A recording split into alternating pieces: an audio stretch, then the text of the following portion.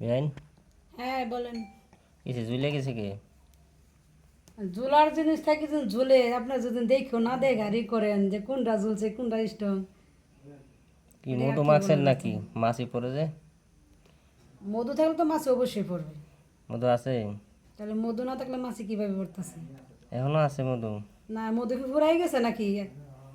এইটুক মধুর চাকে কি মধু আছে নাকি? আরে ছোট জায়গা থেকে তো বড় হয়ে যা। হুম, ছোট ছোট চাকে মধু থাকে?